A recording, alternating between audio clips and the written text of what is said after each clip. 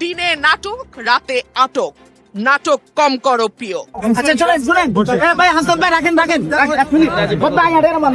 কিছুদিন ধরেই শোনা যাচ্ছিল আওয়ামী লীগকে নিষিদ্ধ করার প্রশ্নে জামায়াতে ইসলামী ও এনসিপি একমত নয়।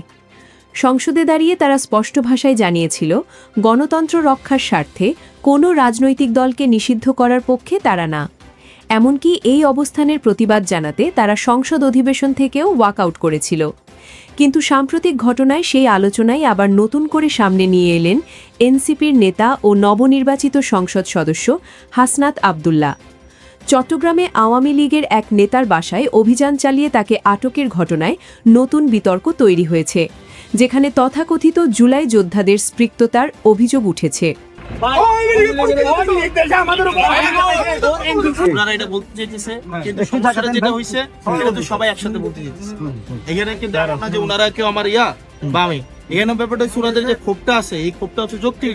এই ঘটনার পর রাজনৈতিক অঙ্গনে উত্তেজনা আরও বেড়ে গেছে।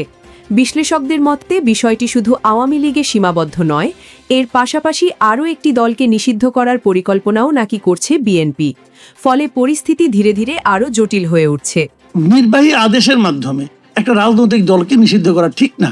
বিএনপির যিনি প্রধান আছেন তারেক রহমান, উনি টাইম ম্যাগাজিনকে ইন্টারভিউ দিতে যে বলছেন যে আমরা কোনো রাজনৈতিক দলকে নিষিদ্ধ করার পক্ষে না। অন্যদিকে বিএনপির বিরুদ্ধে সরাসরি অভিযোগ তুলেছেন এনসিপির আরেক নেতা সার্জিস আলম। তার দাবি আওয়ামী লীগের ভোটকে ব্যবহার করেই বিএনপি ক্ষমতায় এসেছে, কিন্তু এখন সেই শক্তিকেই তারা পাশ কাটিয়ে দিচ্ছে।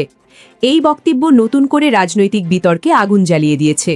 ওইখানে একটা অলিখিত চুক্তি, আমি যদি নির্বাচিত হই, আপনার যদি এই ইন্টারনাল সাপোর্টটা থাকে, আপনাকে আমরা 15 দিনের মধ্যে জামিন করবো এবং করিয়ে। সব মিলিয়ে আওয়ামী লীগকে ঘিরে তৈরি হওয়া এই ইস্যু এখন দেশের রাজনীতিতে নতুন সমীকরণ, দ্বন্দ্ব ও অনিশ্চয়তার জন্ম দিচ্ছে।